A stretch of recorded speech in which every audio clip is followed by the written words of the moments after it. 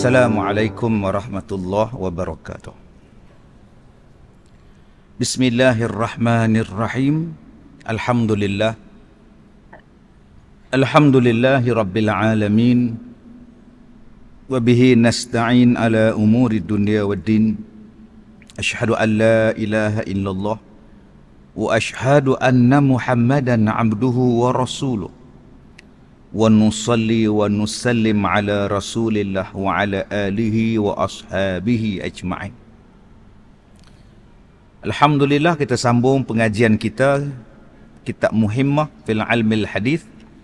Kita sampai pada muka surat yang ke-31.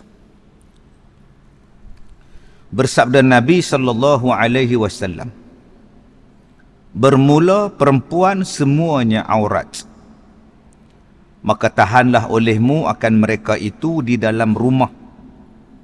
Maka bahawa sesungguhnya perempuan itu apabila keluar ia kepada berjalan, maka bertanyalah baginya oleh ahlinya, ke mana engkau hendak pergi?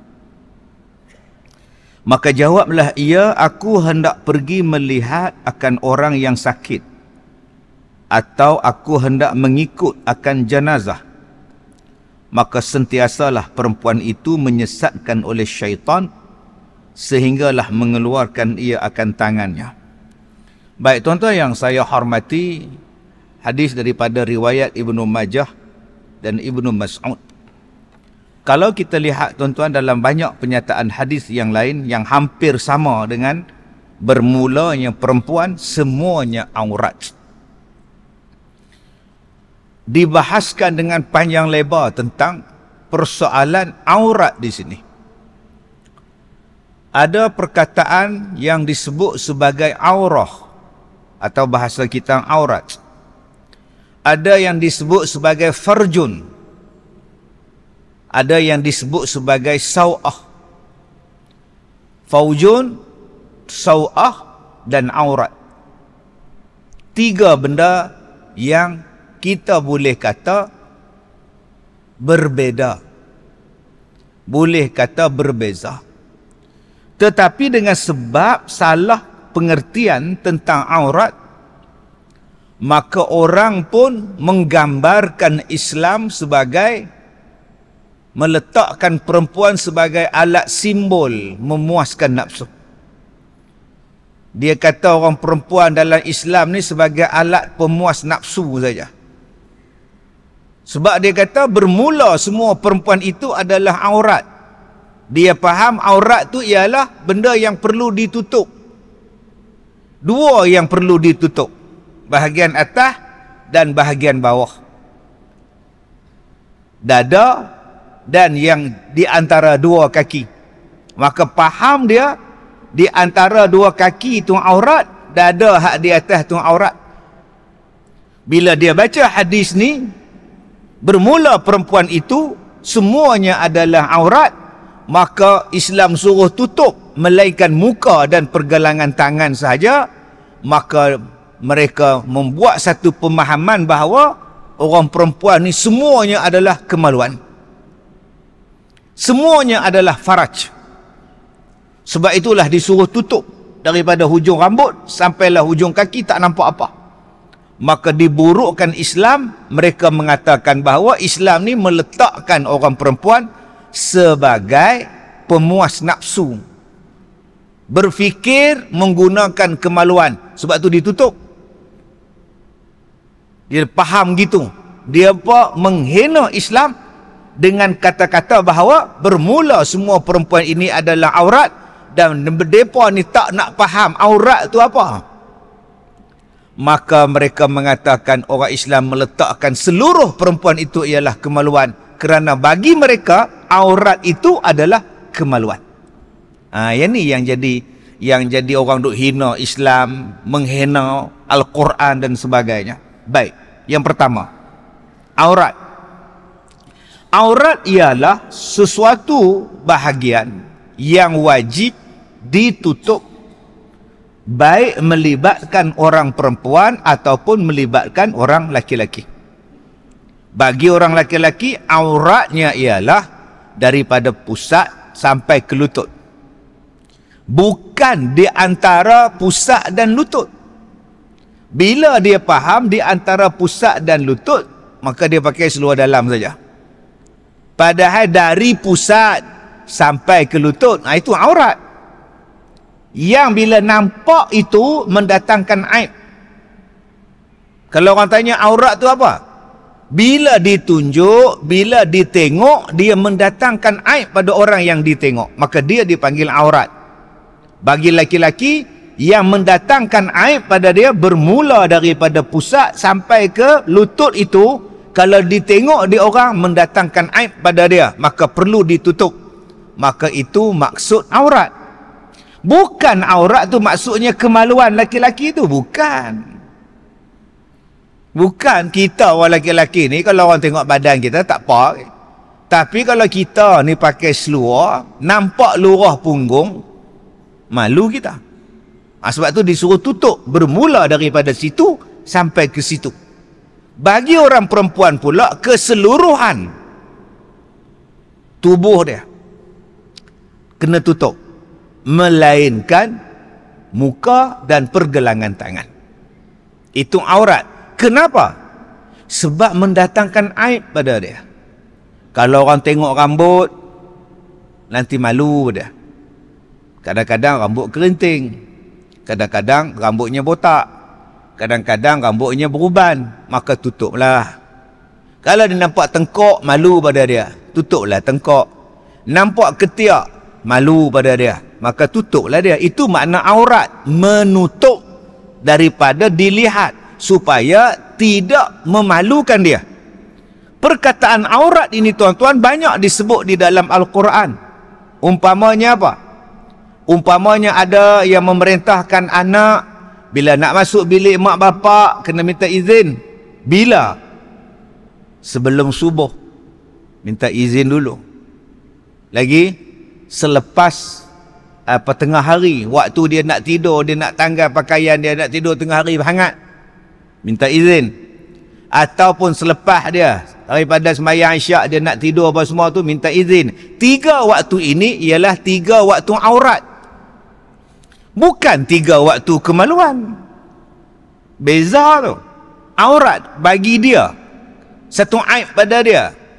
Sebab itu orang perempuan, orang laki-laki yang ada bilik tidur, ditutup pintunya, ditutup langsirnya, letak dekat tingkap. Kenapa letak awak pasang langsir? Kenapa awak ada second layer untuk langsir? Satu langsir warna-warni, satu langsir warna putih. Itu untuk apa? Supaya orang tak nampak bilik saya, tempat tidur saya. Itu dipanggil apa? Aurat. Kadang-kadang kita bilik tidur kita dengan isteri kita, kita tak suka orang lain masuk dalam bilik tidur kita. Tak suka masuk dalam bilik tidur, itu dipanggil apa? Aurat. Bukan aurat di situ ialah di antara dua paha tu, bukan. Aurat ialah sesuatu yang kita tutup supaya orang lain tak nampak pada dia, supaya tak memalukan dia. Termasuklah saya katakan tadi, bilik tidur dia aurat pada dia. Kita tak suka orang masuk sewenang-wenangnya, hatta anak kita sendiri pun aurat dia. Bukan bilik tidur tu kemaluan, tidak. Dia merupakan satu privasi untuk orang yang dalam bilik tidur tu. Sebab tu ditutup dengan langsir dan sebagainya. Begitu juga dengan pakaian kita. Rambut kita adalah privasi kita, tengkok kita adalah privasi, ketiak kita privasi kita. Untuk siapa ini? Untuk suami kita. Itu nama dia aurat. Privasi untuk dia, aib untuk dia. Yang kedua dipanggil farjun ataupun furuj. Ada beberapa kali disebut oleh Allah di dalam Quran perkataan furuj. Umpamanya di dalam surah Al-Mu'minun, li furujihim hafizun. Orang yang beriman, yang berjaya ialah orang yang menjaga kemaluan. Direct Allah sebut furuj, ataupun bahasa kita faraj. Faraj termasuk di dalam aurat. Aurat sebatang ni, sebatang badan tu aurat, contoh dia. Faraj itu ialah kemaluan, direct Allah sebut.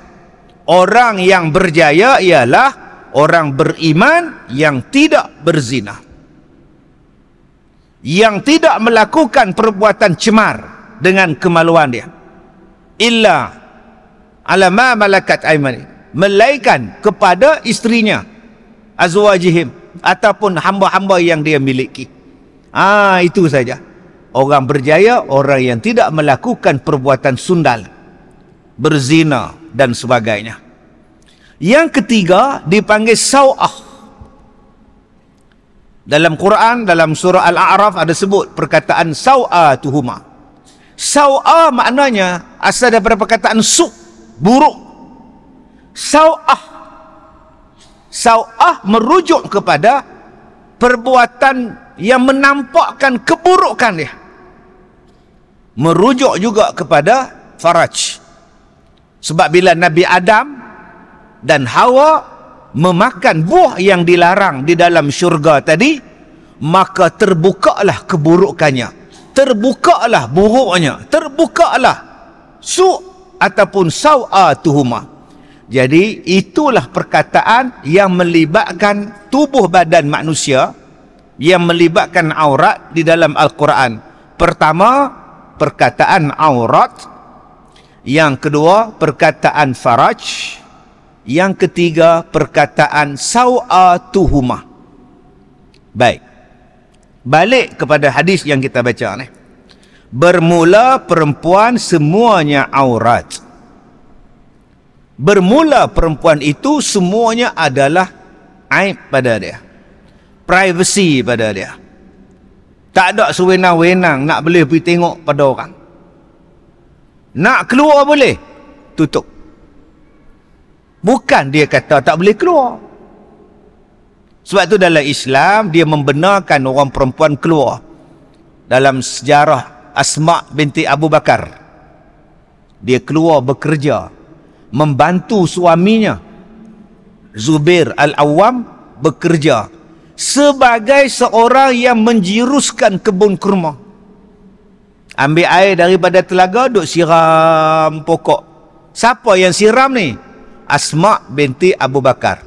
Siapa Asma? Kakak kepada Sayyidatina Aisyah radhiyallahu anha. Bekerja. Dalam Islam ada orang perempuan yang bertugas sebagai jururawat, nurse. Dan mereka juga terlibat di dalam peperangan. Perang Badar mereka pergi, perang Uhud pun mereka pergi. Kalau kata perempuan langsung tak boleh keluar rumah, zaman Nabi tuan-tuan, dah ada dah perempuan yang keluar bekerja dan sebagainya. Habis tu di sini ustaz dia kata, maka tahankanlah olehmu akan mereka itu di dalam rumah. Kalau kamu keluar dalam keadaan kamu tak menjaga privasi, kamu keluar daripada rumah, kamu tak jaga hak-hak yang perlu kamu jaga. Kita tengok anak dara kita pakai skirt, jangan bagi dia keluar masuk rumah. Kita tengok anak dara kita keluar pakai tudung, pakai jubah, pakai apa semua, nak ke mana? Silakan. Itu maksud dia. Kalau dia tak jaga, seluruh badan dia ini hak yang perlu ditutup. Dan benda-benda itu bila tak ditutup, dia akan menimbulkan banyak fitnah. Ustaz, saya pakai seluar tau. Di mana fitnahnya?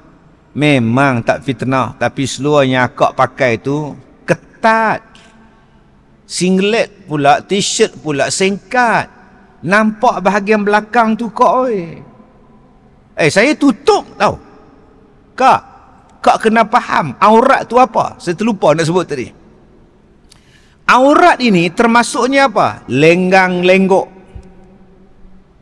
Aurat itu termasuk ialah gaya bercakap. Aurat itu juga termasuk di dalamnya ialah bau-bauan.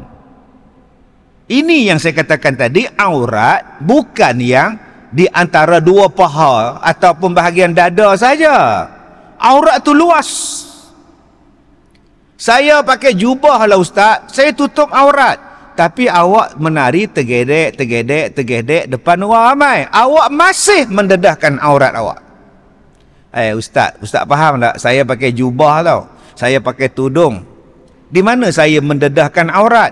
Bila awak menari terkinja-kinja di hadapan orang ramai, awak menari terkinja-kinja itulah aurat. Sebab apa dia kata dia tutup aurat? Dia perasan bahawa dia pakai menutup aurat tu dah tutup. Sedangkan aurat mempunyai makna yang luas, termasuklah tadi ialah cara berjalan. Kalau cara dia berjalan, walaupun dia pakai baju kurung, cara dia berjalan itu menarik perhatian orang, masih dikira tidak menutup aurat. Jadi tuan-tuan, saya harap faham ni makna aurat ni. Suara bagi mazhab kita Syafi'i, bermula suara ni bagi orang perempuan taklah dikira aurat sepenuhnya. Tetapi bila dia menarik perhatian orang lain dengan suara dia, maka pada masa itu suara dia dah dikategorikan sebagai aurat. Tetapi kalau suara dia tidak dicantikkan, dia cikgu sekolah, memang kena menjerit di sekolah. Dia perniaga, makcik, sekilo rambutan berapa ringgit? Yang tu RM5. Hak baru tu RM8. Tak ada siapa nak steam dengan suara dia, tak ada masalah pak. Tapi suara tu dicantikkan sampai orang nak syahwat dengan dia, orang seronok dengan dia, orang minat dengan dia. Yang itulah aurat. Termasuklah bau-bauan. Dia ada ketiak yang berbau. Katalah orang perempuan ni dia ada ketiak bau. Bila dia duduk dengan orang pening kepala, tengok dia sakit kepala ni, ketiak jenis apa dah. Maka dia pun ambil penyah bau. Dia sapu dekat ketiak dia, supaya bau dia itu tak menyusahkan orang. Itu bukannya aurat. Yang aurat tu apa? Dia sembur minyak wangi, sampai orang pakak duk tengok dia. Itulah aurat pada dia. Jadi banyak tuan-tuan yang dikatakan aurat. Bukan bermakna bila kita dah tutup pakai elok-elok, dah sopan dah ustaz, saya dah tutup ustaz, saya dah pakai sarung lengan ustaz, sarung kaki saya dah pakai ustaz, saya dah pakai purdah ustaz, saya dah pakai face mask ustaz, saya dah tutup aurat ustaz. Tapi awak terkinja-kinja, awak menari-nari, tergedik-gedik, belum menutup aurat. Jadi kalau begitu, seorang suami, seorang ayah, seorang abang kata pada adik, kakak, anak dia, kalau macam ni yang keluar, duduk di rumah. Bukan makna perempuan tadi tak boleh keluar. Faham hadis ni. Kalau dia dah keluar elok-elok, pakai elok-elok, tak ada menimbulkan fitnah, silakan. Abang, suami dia tanya, nampak? Ke mana engkau hendak pergi? Suami dia tanya. Ni Nabi mana ni? Saya nak tengok Kak Nap sakit. Bagus tak? Nak tengok Kak Nap sakit? Bagus. Cuba tengok isteri kita pakai lagu mana. Dia pakai kain belah, selendang letak atas kepala aja, jambul terkeluar. Jangan pergi, duduk rumah. Amboi abang ni, Kak Nap tu kawan saya. Memang kawan hang, tapi pakaian macam ni tak boleh. Abang, saya bukan pergi seronok abang, pergi tengok orang sakit. Kak Nak tu tahap 4 dah kanser dia. Tahap 10 pun tak wajib pergi tengok, tapi tutup aurat tu wajib. Nak keluar, pakai elok-elok. Dia kata lagi, pak siapa hang nak pergi? Saya nak pergi ikut jenazah abang. Kalau hang pakai macam ni, tak payah duk ikut. Balik. Walaupun tujuan dia itu bagus, nak tengok mayat, nak tengok orang sakit, bagus, tetapi cara dia pakai tadi tak sempurna pada aurat. Balik, masuk. Abang tak izinkan, berdosa abang. Tak izinkan cek pergi tengok Kak Nak. Aku lagi berdosa kalau izinkan hang pergi, hang menimbulkan masalah. Tok Imam hak baca Yasin kat Kak Nak tu pun berhenti baca, tengok hang, aku tak pergi. Inilah maksud hadis ni. Bukan dia tak bagi orang perempuan pergi tengok orang sakit. Bukan dia tak bagi orang perempuan tengok mayat.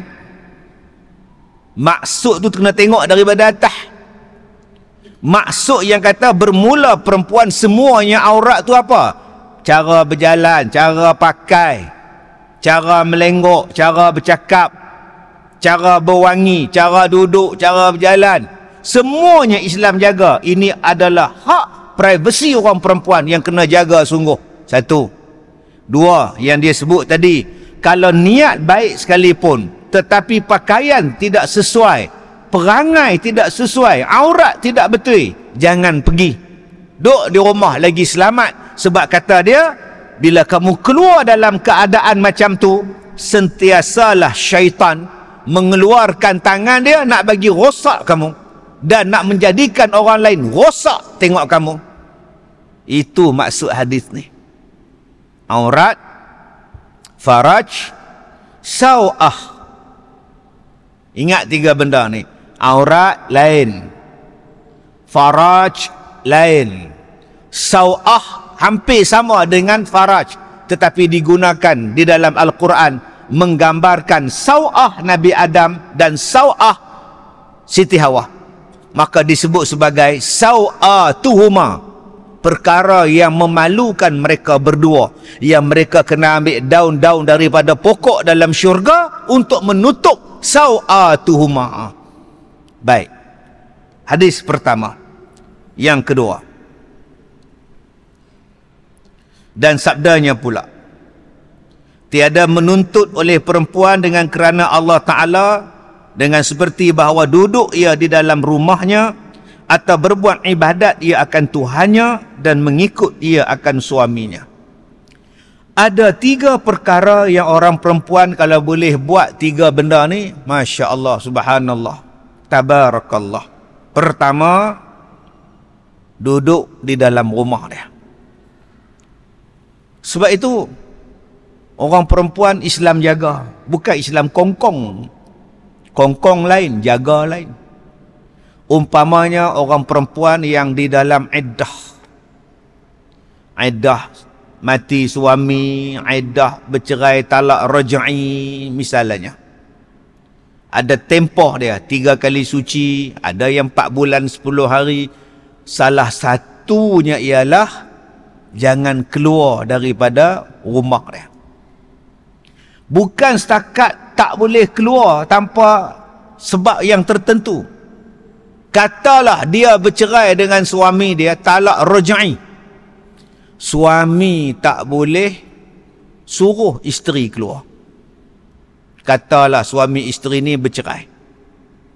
Aku cerai hang, talak satu. Teng, cerai. Ambil kain baju hang, berambus. Tak boleh. Buat apa saya nak berambus? Ni pun rumah saya. Kalau kau tak nak keluar, aku packing barang-barang kau. Dia ambil baju, buh dalam beg, lontar dekat halaman. Berambus perempuan tak guna. Tak boleh. Islam jaga dia, hak privasi dia. Melainkan kalau ada berlaku khianat, si curang, berlaku kecurangan yang melibatkan perceraian. Kenapa awak ceraikan dia? Saya balik kerja ustaz, saya balik-balik, saya tengok isteri saya duduk atas katil dengan orang lain. Dia curang ustaz.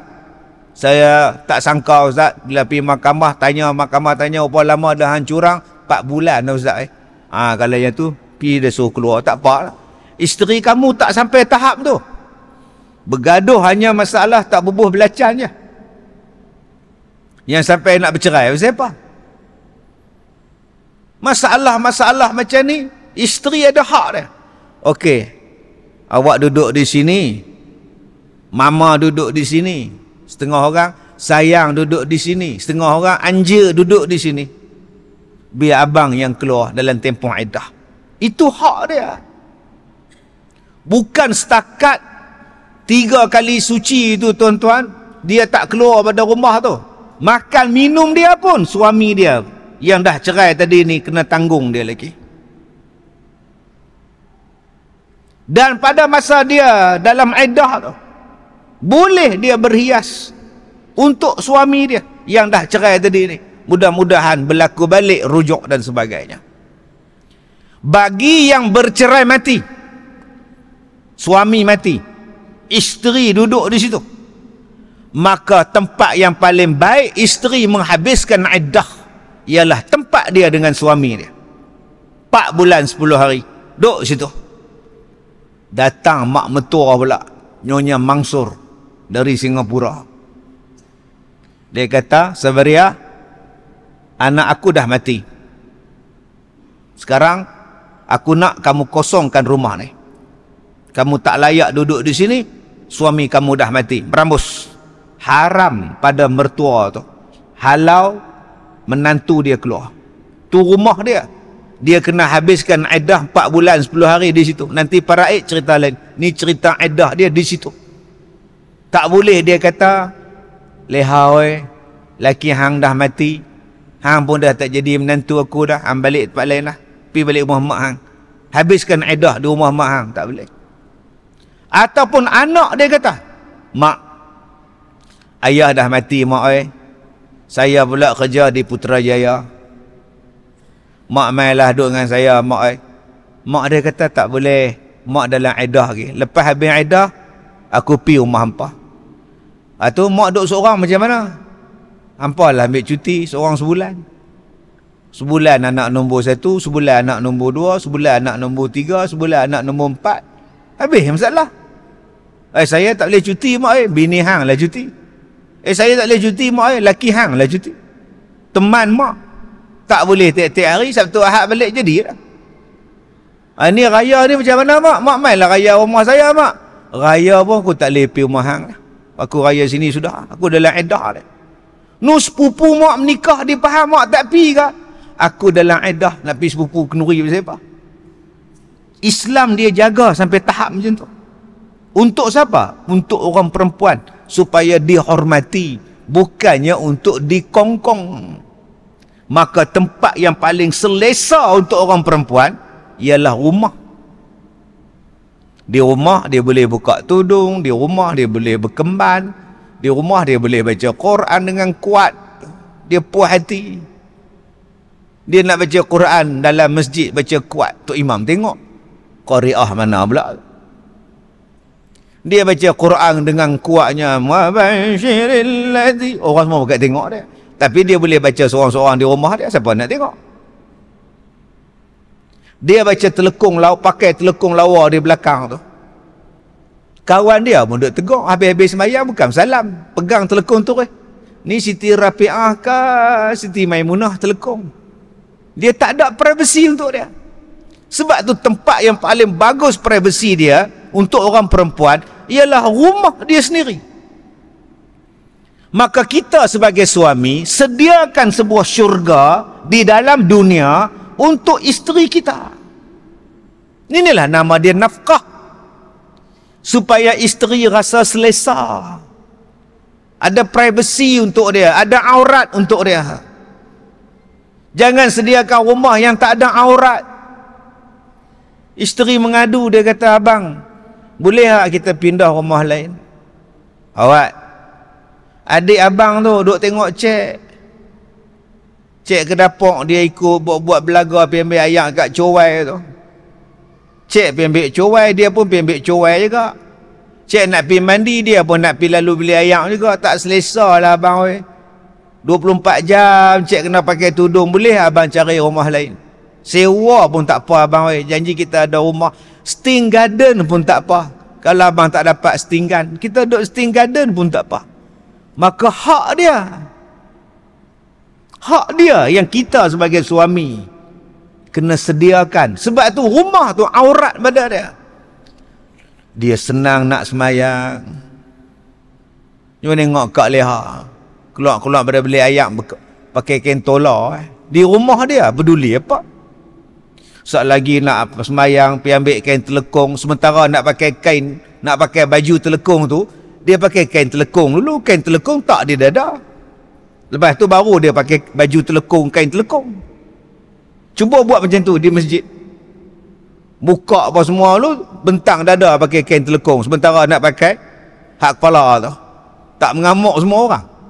Tempat yang paling aurat pada dia adalah rumah. Sebab tu dia sebut dalam hadis ni, duduk dalam rumah kamu seronok buat ibadat, tak ada siapa nak kacau kita. Tu yang pertama. Yang kedua, berbuat ibadat dalam rumah tadi. Dan yang kedua tadi, mengikut arahan suaminya. Taat kepada suami dia. Masya Allah, lapang. Lapang hidup bagi seorang perempuan bila dia dapat rumah yang seumpama syurga pada dia. Lapang hidup dia bagi seorang perempuan bila duduk dalam rumah, dia dapat berbuat ibadat dalam rumah dia. Dan lapang bagi seorang perempuan ialah bila dia taat kepada suami dia. Senang. Tapi bila dia bantah suami dia, maka bermula saat bantah itu, bermulalah saat untuk konfrontasi dalam rumah. Nak jadi kontroversi dalam rumah bila bantah. Saat lagi mak abang nak datang, buatlah bihun sup ke, cakutiau ke. Mak abangnya datang. Mak cek, dia nak mula. Start daripada tu mula. Dengar pula dengan adik ipar. Mak, tadi abang suruh kok buat cutiau lah apa bihun sup. Menjawab mak menantu mak tu menjawab. Dia kata mak nak mai, mak dia tak mai. Dia start. Itulah mak kalau menantu tu orang luar juga. Adik tu tak menikah lagi, duk hasut mak dia. Cuba isteri jawab, "Lehau petang ni mak mai. Tengoklah apa-apa bihun sup ke, cak kutiau ke, kutiau hang buatlah, mak suka kutiau." "Baik abang. Tapi bihun tak ada, abang pergi beli tak? Kutiau pun tak ada, abang pergi beli tak?" Itulah suami. Ni bihun, ni ayam, ni dia punya perencah sup, ni dia daun sup, tolong buat sup je, petang ni mak mai. Isteri tak bantah. Ni kuitiau, ni daging, ni udang, hang buat cak kuitiau, mak nak mai petang ni, abang beli dah. Ni RM10 upah masak. Lagi dia tak bantah tuan. Yang banyak sekarang ni kita menjadi pengarah amat nispu ni masalah. Mak nak mai petang ni, buatlah apa tengok, kuitiau apa ke. Kuitiau tak ada, daging tak ada.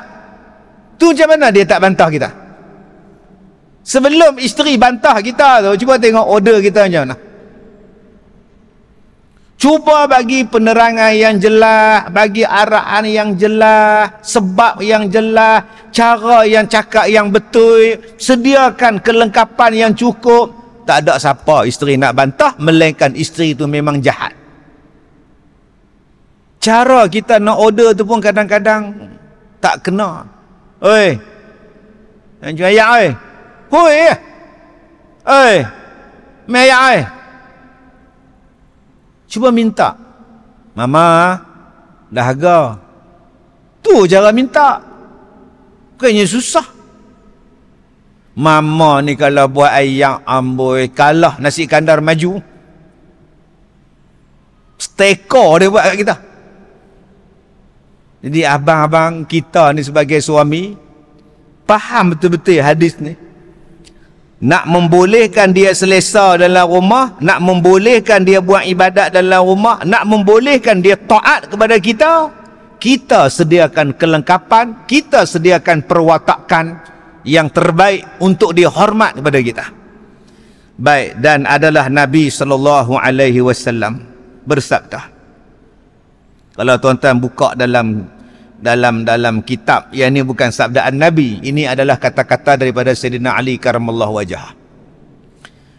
Adakah tiada kamu malu dan tiada kamu cemburu dengan memberi akan seorang kamu akan isterinya keluar di antara segala lelaki, padahal memandang ia kepada mereka itu dan memandang lelaki itu kepadanya.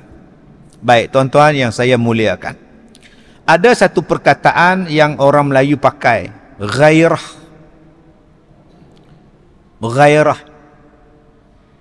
Kamu ni kenapa? Saya kena tangkap. Saya melakukan tarian menggairahkan. Di mana? Kelab malam, tengah saya duduk menari, pun kuasa tangkap. Berpakaian menggairahkan. Orang Melayu faham gairah tu bila tengok kita jadi syok. Bila kita tengok dia, kita jadi naik syahwat. Itu ghairah. Perkataan bahasa Arab ialah ghirah nama dia. Yang membawa maksud ialah cemburu. Allah ni cemburu. Cemburu Allah pada kita bila kita buat jahat. Itu kata-kata daripada Nabi SAW. Ini kata-kata daripada Sayyidina Ali. Apa kata Sayyidina Ali? Kamu ni tak rasa cemburu ke? Bukan dia tanya, kamu ni tak rasa ghairah ke? Bukan. Kamu ni tak rasa ghirah ke? Kamu tak rasa jealous ke? Gitu. Apa dia?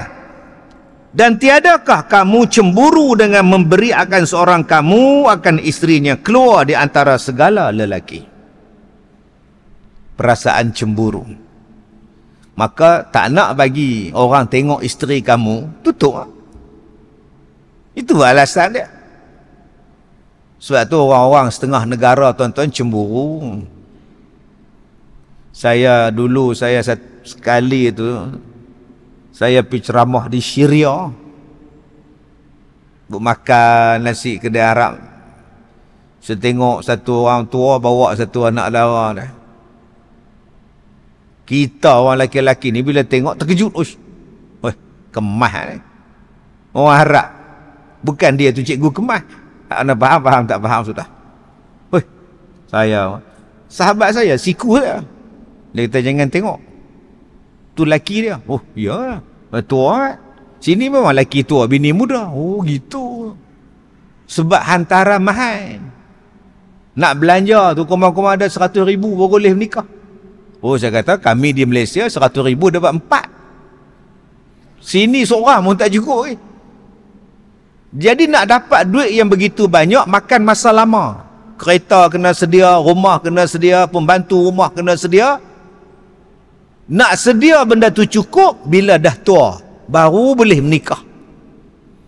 Alhamdulillah, kita di Malaysia ni, anak muda 18 tahun nikah, umur 20 dapat anak.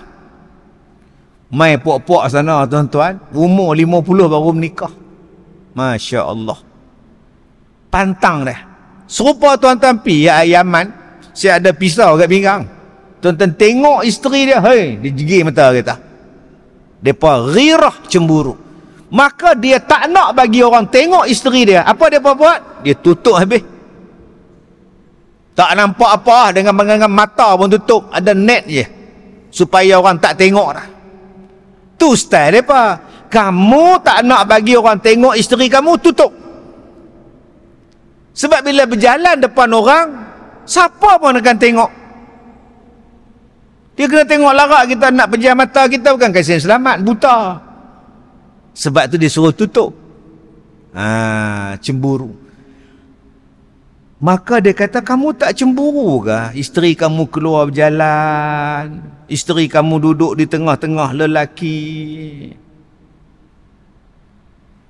duk pakai menjolok mata. Tadi saya baca satu artikel, satu pelakon perempuan. Saya dah temu ramah dah dia ni. Saya temu ramah dah. Dia berhenti berlakon.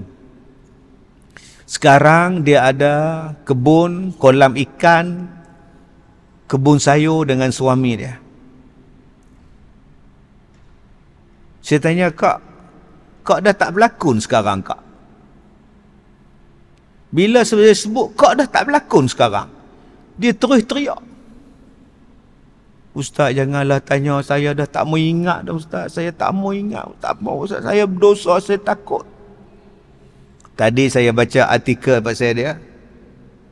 Bila orang tanya dia tak nak kembalikah ke dunia lakonan? Apa dia jawab? Saya dah nak reput.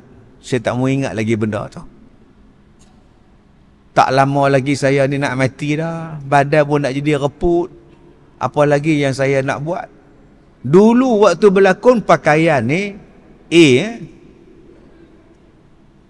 tapi bila dah taubat tuan-tuan, langsung dia tak mau ingat dah dunia lakonan. Memang dia stop terus. Masya Allah, subhanallah. Tetapi berapa ramai lagi yang suami-suami yang membiarkan isteri mereka dipegang, dicium, didakap, dipeluk. Sayyidina Ali tanya pada kita, hang tak jealous ke? Beribu orang tengok isteri hang menari, pakai pula pakaian ketat, nampak bentuk badan, hang tak jealous ke? Allah Ta'ala bagi perempuan tu pada kamu. Allah Ta'ala izinkan dia duduk dengan kamu, khas untuk kamu saja. Yang kamu duduk share bagi orang tengok tu pasal apa? Kamu tak jealous ke? Ni soalan dia tu. Tapi Ustaz, isteri saya perlu bekerja. Tutup aurat, kerjalah. Dan saya katakan tadi, tutup aurat bukan setakat tutup pada pakaian, pergerakan, perjalanan, perwatakan, wangian dan sebagainya. Pilah kerja. Tak salah isteri bekerja, tak salah. Tetapi tolong ikut aurat dia tadi. Dan saya jelaskan tadi, aurat bukan semata-mata aurat. Aurat macam-macam. Silakan. Tapi dah nak buat macam mana? Ustaz pun faham, tempat kerja dia tak boleh tutup. Ustaz pun faham, kemahiran isteri saya menyanyi. Kalau dia tak menyanyi, apa dia boleh buat? Ustaz pun faham, kemahiran isteri saya ni yang ni saja. Kalau dia tak berlakon, macam mana dia nak cari makan? Ada berjuta-juta manusia yang cari makan tanpa jadi penyanyi, hidup sampai sekarang. Ada berbilion manusia yang bekerja tidak sebagai pelakon, hidup sampai sekarang. Kenapa kamu kata isteri kamu akan mati kalau tak bekerja sebagai penyanyi dan pelakon yang mendedahkan aurat? Masya Allah, subhanallah. Dan warid daripada Nabi SAW bersabda ia,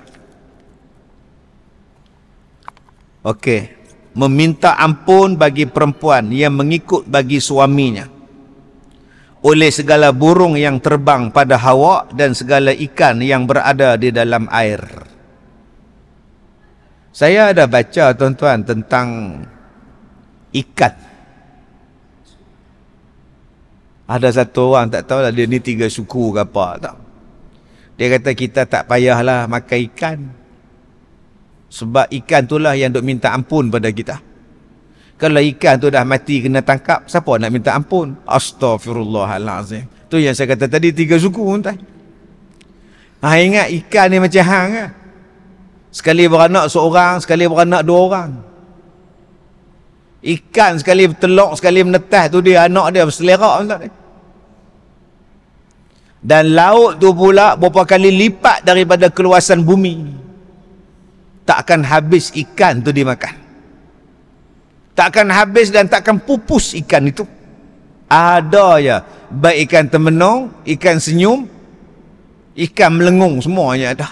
Tak akan habis. Ini keajaiban yang Allah Ta'ala ciptakan. Yang kedua, tak terkira banyak dah. Tuan-tuan jangan duk kata pula, kita telah buat kiraan ikan di sekitar Selat Melaka dan Laut Cina Selatan, kita telah buat kajian berjumlah hampir 3 bilion ya. So kita mempunyai stok makanan yang banyak. Hang siapa nak kira 3 bilion?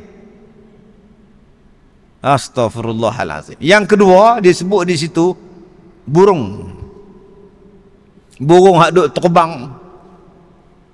Yang duk terbang di angin. Kadang-kadang kita duk berjalan, dia berak atas kita. Celaka punya burung. Dia bukan ada toilet kat atas tu. Dia bukan ada tanda awam, dia belasah dia binatang. Tapi jangan lupa, burung tu duk minta ampun pada kita. Nabi sebut orang perempuan yang taat pada suami dia, apa kelebihan dia? Abang, hari Sabtu ni saya nak minta izin nak balik kampung. Sebab mak kata dia nak buat kenduri akikah pada anak Kak Long. Boleh abang lah? Suami kata, kan hari tu cuti Tai Pusam kita dah balik. Raya Cina sebelum tu pun dah balik dah. Takkan nak balik lagi minggu ni. Itulah minggu tu tak buat akikah, minggu ni baru nak buat. Dia kata jauh leha weh, kita duduk Perlis, mereka duduk Johor. Jauh. Kos berapa? Lah ambil duit, pergi kirim bagi kat mak, dah suruh tolong buat kenduri tumpang. Jadi abang tak izin lah.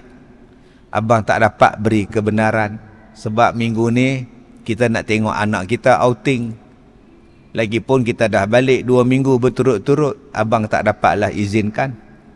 Baiklah abang, nanti saya telefon mak. Saya masuklah RM100 sedekah dekat Kak Long. Sudah. Ikan minta ampun kat dia, burung minta ampun kat isteri tu. Dan mak tu pun faham lah. Oh, tak apa, mak saja habak kat hang, aku hang nak mai. Kak Long hang lah tanya kalau hang boleh balik. Tu mak pun habak kat dia, minggu kemarin balik dah. Minggu kemarin dulu pun balik dah. Tak apa, tak balik tak apalah. Dah laki hang tak bagi nak kata apa, hang pesan kat laki hang, menantu bodoh. Mak pun jahat agak. Patut mak ni bersyukurlah dapat anak yang jadi anak solehah. Alhamdulillah ya Allah. Aku berjaya didik anak aku dengan izinmu ya Allah, menjadi seorang isteri yang taat pada suaminya ya Allah. Syukur pada Allah. Kan senang hidup. Mereka tak faham lah. Mak, Kak Angah balik tak? Dia kata laki dia tak bagi. Dah kata dah agak dah. Nampak tak? Kenuri dia dulu cek pi mak oi. Kenuri anak cek dia tak mai. Gaduh pula dah. Pasal apa dia tak boleh balik mak? Laki dia tak bagi. Dah agak dah. Semua pegang pada hadis senang. Tak kalau adik hang balik, adik perempuan hang tu sembelih kambing ke? Tak. Dia kan yang masak kurma tu? Tak. Dia kan yang basuh pinggan tu? Tak. Semua caterer tu dia balik buat apa? Yang tukang sembelih caterer, yang tukang masak caterer, yang tukang hidang caterer. Hang ngangah baca doa pun tu imam kan adik hang baca doa. Tak payah balik pun tak apa lah.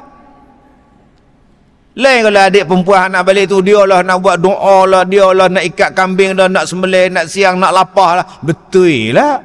Ni dia balik pun buat nyemak katil, buat apa? Malah adik yang taat pada suami dia tadi, burung yang terbang pada angin mendoakan dia. Ikan yang duduk dalam air mendoakan dia. Lebih daripada itu, segala malaikat yang ada pada langit dan matahari dan bulan, selama mana isteri tadi berada dalam keredaan suaminya. Subhanallah. Ikan, burung, malaikat, matahari, bulan. Masya Allah. Mendoakan mereka selama mana mendapat keredaan suaminya. Subhanallah. Untungnya jadi orang perempuan. Malaikat doa kat akak.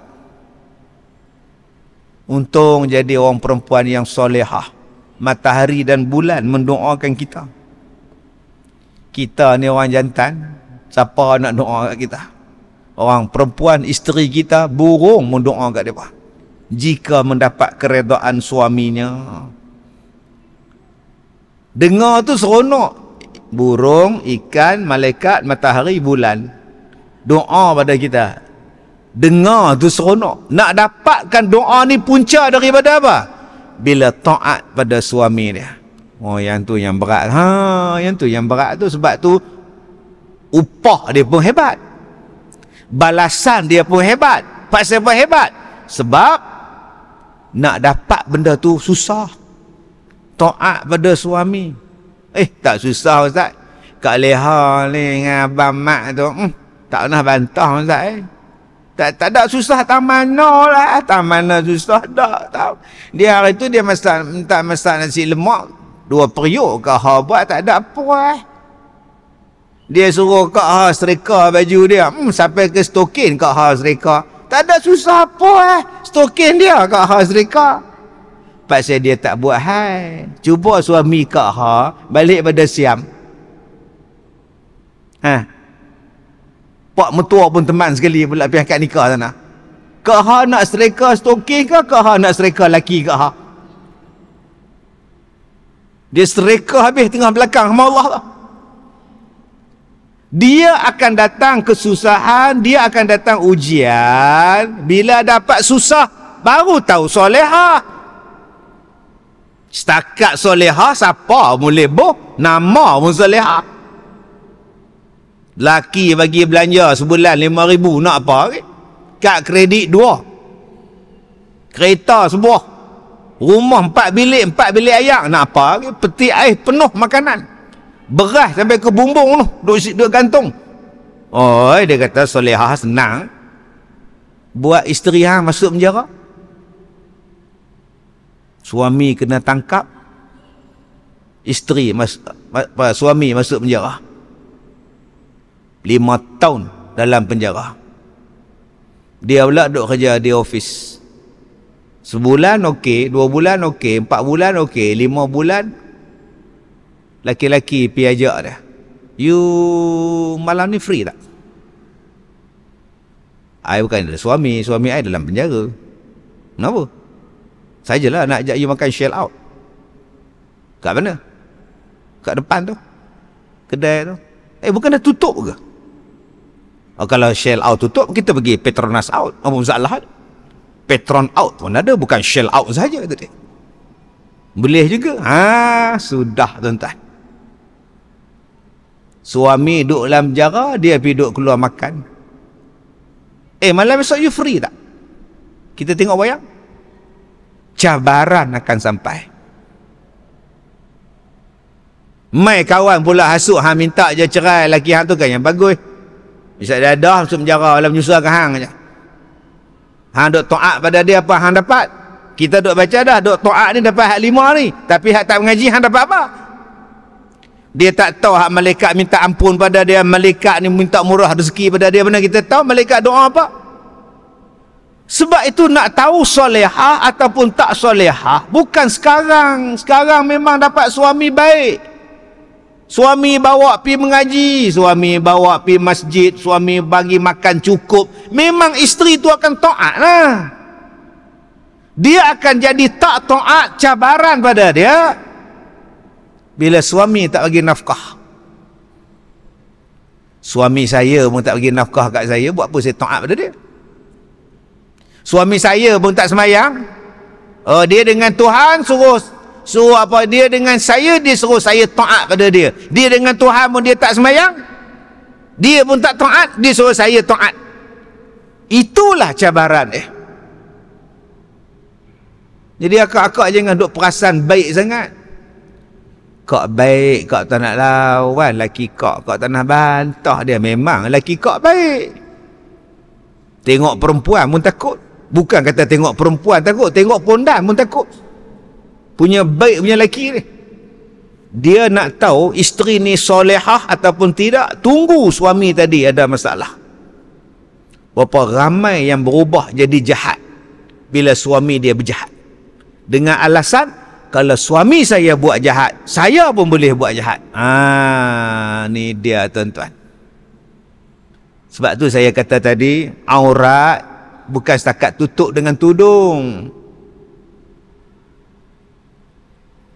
Dia buka aib suami dia, buat live lagi tuan-tuan. Satu dunia tahu suami dia buruk, belum tutup aurat.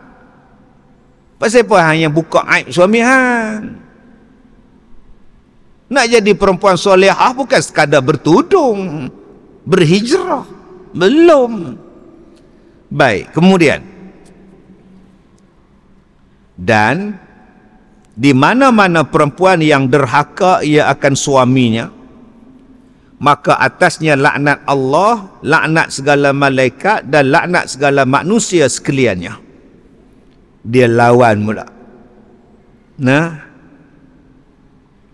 Ustaz, macam mana contoh derhaka tu Ustaz?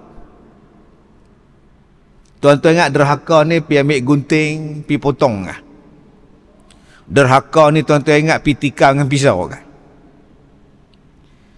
Suami pegang tangan isteri, duk tengok televisyen.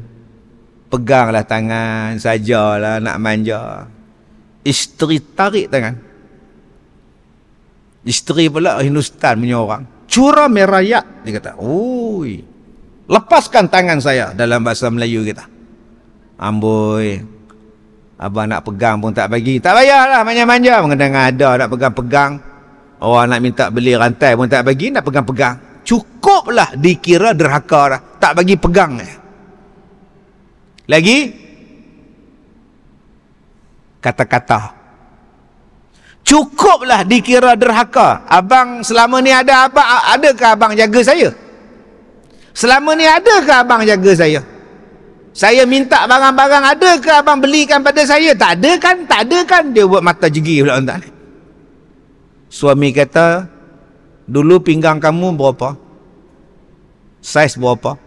24. Sekarang berapa saiz? 42. Pasal apa jadi besar kat pinggang?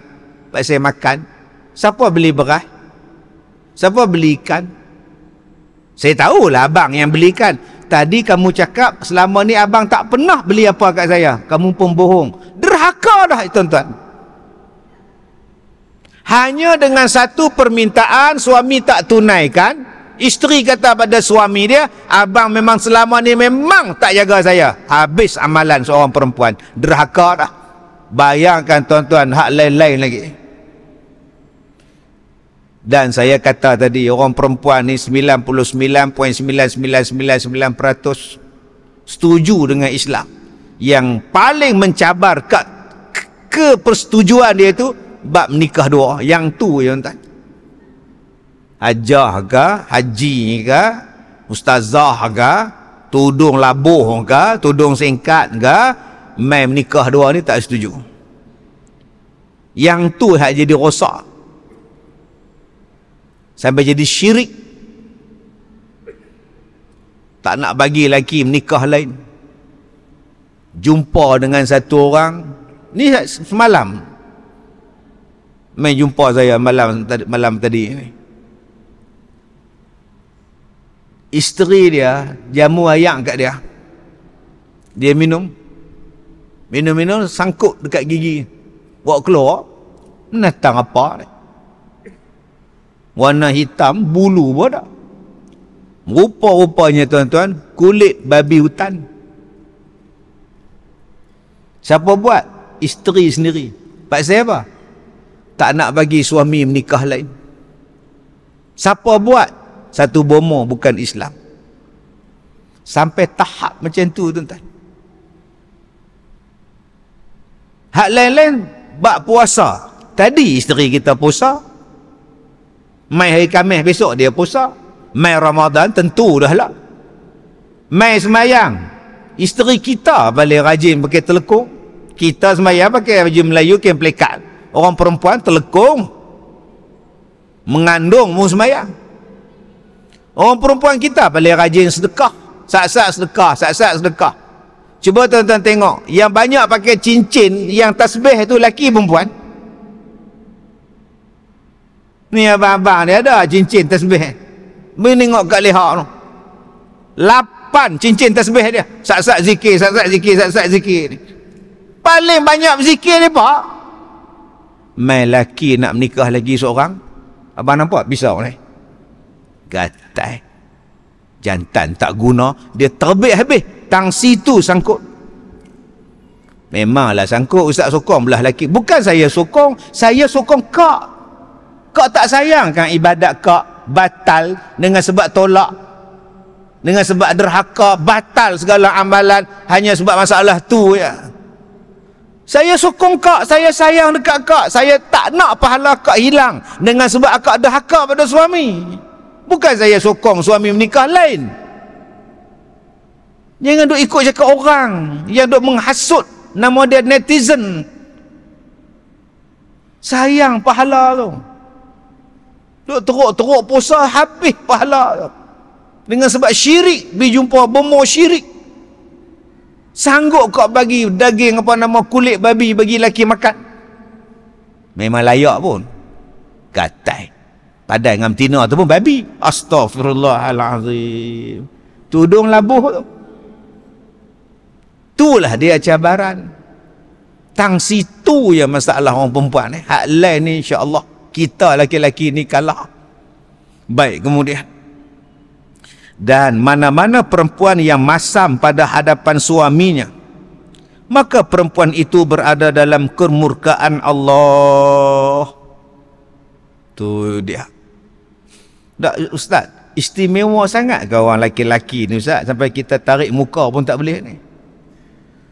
Sebab itu tuan-tuan yang saya muliakan, kita ni sebagai suami, nak dapat benda-benda macam ni, kita ni kena buat yang terbaik untuk isteri kita. Sebab tu Allah kata dalam Quran, wa'ashiruhunna bil ma'ruf, layanlah isteri kamu dengan cara yang baik. Pukul tak pernah, jentik tak pernah, sepak tak pernah, ketuk kepala tak pernah, tengking pun tak pernah. Maka apa sebab isteri nak lawan? Kalau lawan juga memang jahatlah perempuan ni. Kita bagi nafkah cukup, kita bagi makan minum cukup, selesa pakaian, selesa rumah tangga, cantiklah. Ni katil dia pun lapik dengan bata. Tak mau beli katil baru pun kah? Pergi ambil bata mana tu tepi jalan, kutip bola raga motor, buat balik lapik buat kaki katil.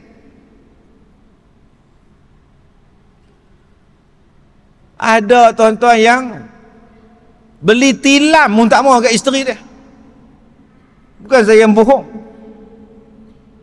Dia buat balik tilam, orang sedekah kat dia. Orang tu sedekah, mak dia lama sakit. Mak dia sakit, lumpuh atas tilam tu. Mati pun atas tilam tu. Anak dia ambil, pergi sedekah dekat hamba Allah ni. Hamba Allah ni buat balik ke rumah. Hoi, hoi ya hoi. Pergi letak dalam bilik tidur dia, nak tidur dengan isteri dia.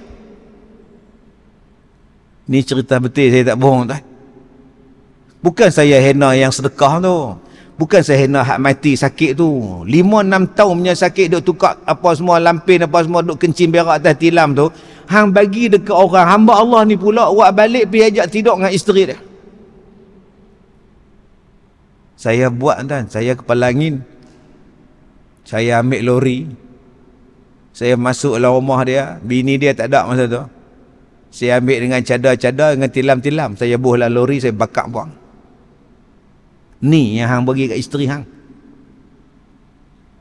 Dia menung tengok saya. Dapok dia tuan-tuan, saya heret, relai tuan-tuan. Dapok jenis apa, Zanusi, menama hak lama, orang tak pakai. Heret-heret relai. Secampak buang. Hang tak boleh bagi dapok hak elok sikit kepada orang perempuan. Orang perempuan ni dia suka apa? Dia dapok. Nombor 1, kabinet. Masuklah rumah, kabinet dapok dululah. Duk tengok kabinet. Bangga gila. Macam mana Ustaz tahu? Saya tahu di sekolah saya berlatih pondok. Pondok ni kadang-kadang saya kata okey, makcik Leha tukar pondok sana, makcik nak tukar pondok ni. Tak mau Ustaz, sayang kabinet. Kabinet semua disebut. Kabinet tak habis-habis. Tak percaya tanya isteri tuan-tuan. Nombor 1 kabinet. Nombor 2 dapur. Tambah pula ada pressure cooker, microwave. Dia cukup sayang tuan-tuan lah. Terseduh abang kat dia lah. Abang nak masak kek, nak masak nasi tu, bangga ya mak. Tak pakai pun tak apa, janji dia nampak je periuk belanga tu. Bukannya pakai pun, pinggan mangkuk pun dia tak pakai. Janji dia boleh tengok sambil masak, sambil duk tengok pinggan dia. Jadilah.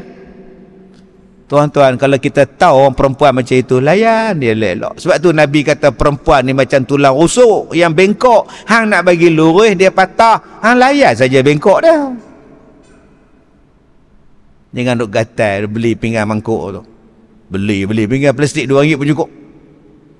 Tak pakai polystyrene je, hang tak payah basuh, pakai buang lah. Tu kalau orang main rumah kita pakai polystyrene apa masalah? Hang tak piara tu, semua polystyrene belakang. Main letak plastik atas kapet dia. Makan lagu tu lagu senang. Tuan-tuan faham tak dia orang perempuan? Kita sebagai suami layan dia. Tak apa, nanti kita pergi Langkawi, kita beli nah. Dah. Ada suruh pergi makan shell out di rumah. Bentang plastik. Abang oi, plastik shell out pun habis abang oi. Plastik sampah hitam kan banyak. Jamu itu pun cukup dah. Pun tabuk nasi dah. Yang penting nasi bukan plastik. Awaknya kedekut sangat kita ni. Macam ni kita nak suruh isteri taat pada kita. Bila kita sebagai suami bagi yang terbaik pada dia, maka tidaklah susah bagi dia untuk memberikan yang terbaik kepada kita. Dan kata dia lagi, maka murkalah Allah Ta'ala. Dan di mana-mana perempuan yang keluar daripada rumahnya dengan tiada izin suaminya, niscaya melaknatlah akan dia oleh malaikat sehinggalah kembali ia pulang ke rumahnya. Yang ini daripada hadis Al-Bazzar. Okey tuan-tuan. Tuan-tuan yang saya hormati, insya-Allah pada kuliah yang akan datang kalau Allah Ta'ala izinkan, kita akan baca 4 jenis perempuan yang sekarang ini kita duduk dalam peristiwa Isra' dan Mi'raj. Duk bincang Isra' Mi'raj ni. InsyaAllah kita bincang ni. Kalau sempat, kalau ada. Kadang-kadang kita duk faham Isra' Mi'raj ni Nabi naik buruk. Betul lah. Tapi tang mana hak naik buruk, tang mana yang naik tangga. Tuan-tuan kena belajar. Saya dengar ceramah baru ni kata naik buruk. Mi'raj naik Sabang selalu. Isra' buruk. Mi'raj tang mana hak lain pula. Jadi kita clear. Tapi saya nak cerita yang tu pun patut tak payah cerita lah. Dah selesai lah. Buruk daripada mana ke mana. Daripada mana ke mana naik tangga pula. Lain pula. Patutnya kita cerita tentang pengisian Isra' dan Mi'raj. Tak payah lagi lah. Patut benda tu dah selesai lah. Tapi dia kena ulang balik. Sebab ramai pula yang salah faham tu, insyaAllah.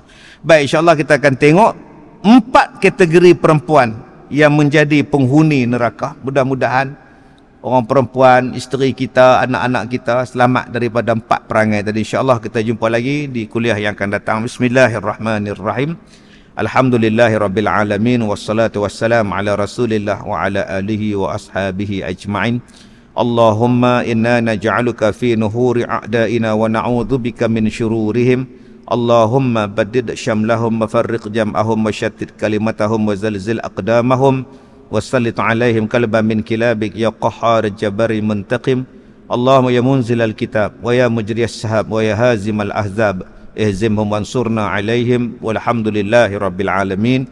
Saya minta maaf jika terkasar bahasa. Wabillahi taufiq wal hidayah. Assalamualaikum warahmatullahi wabarakatuh.